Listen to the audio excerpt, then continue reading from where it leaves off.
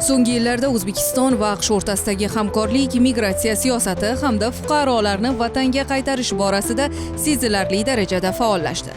Ushbu hamkorlik xorijdagi o'zbekistonliklarning qonuniy huquqlarini himoya qilish va ularning yurtga xavfsiz qaytishini ta'minlashga qaratilgan.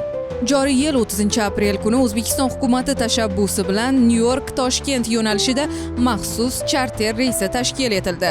Samolyot bortida qariyb 100 nafar O'zbekiston fuqarolari, shuningdek qo'shni Qozog'iston va Qirg'iziston fuqarolari ham bo'lib, ular Toshkent orqali o'z mamlakatlariga tranzit yo'li bilan qaytarildi. Toshkent xalqaro aeroportida ularni Tashqi ishlar vazirligi hamda vakolatli organlari vakillari kutib olishdi. Bu fuqarolarning aksariyati AQSh chegarasini noqonuniy ravishda kesib o'tishga uringani sabab AQShdagi migratsiya markazlarida uzoq oylar davomida qolishga majbur bo'lgan. Ular O'zbekiston hukumatiga vatanga qaytishda ko'rsatilgan yordam uchun chuqur minnatdorlik bildirishdi. Men Amerika shahrida chegarani buzib kirganim sababli 1 yil 8 oy qamoq jazosiga o'tirdim. O'zbekistonimiz yordam bergani sababli O'zbekistonga qaytdik. O'zbekiston bizani normalni bizani kutib oldi. O'zi samolyot jo'natib bizani O'zbekiston davlatimizga qaytarib olib keldi. Biz minnatdormiz. Amerika yo'llarida chegarani buzganligim sababli bunaqa yo'l borligini bilmasdim. Biz Meksika yo'lidan juda qiyinchilik bilan 2 oy orasida ketdik. Iltimos Amerika yo'llarida bu yo'l bilan hech kim borilmasin. Iloji boricha yo'lda bo'lganlar ham qaytib kelinglar. Bo'lmaydi unaqa hayot. Bizning biznesmenlar hammasi faqat pul ishlash uchun, hammani aldab, yo'l ochiq deb olib kiribdi.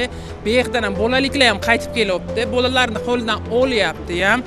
Hamma yo'qni 1 yil 8 oydan beri ko'rib kelyapman. Bizning O'zbekistondagilar hozir Amerikaga shtatiga kirganlarni pasportlarni yo'qotibdi. Pasportsiz bizani daja olib qo'ymoqchi edi. Bizning O'zbekistondagilar rahim qilib, biz pasport bo'lsa ham bizani O'zbekiston davlatimizga olib keldi. Davlatimizdan minnatdorman, tashakkur aytaman. Hech kim Amerikaga bu yo'l bilan bormasin. Bo'lsa qonuni bo'lsin, faqat umri qamoqqa chiriydi. Tamom.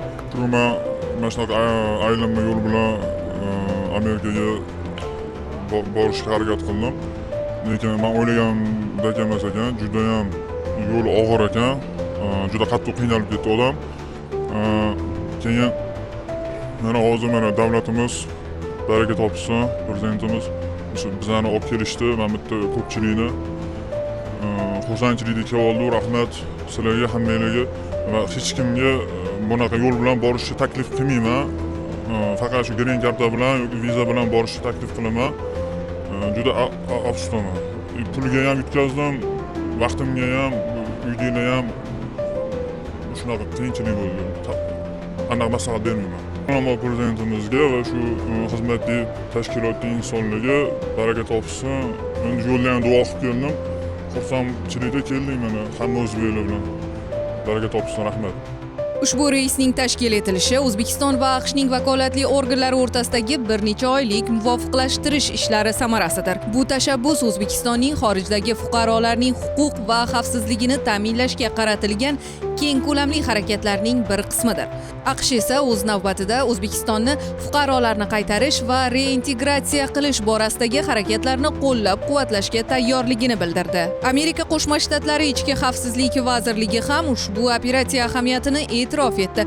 Vazirlikning rasmiy saytida O'zbekiston, Qozog'iston va Qirg'iziston fuqarolarining o'z vatanlariga qaytarilgani haqidagi xabar e'lon qilindi.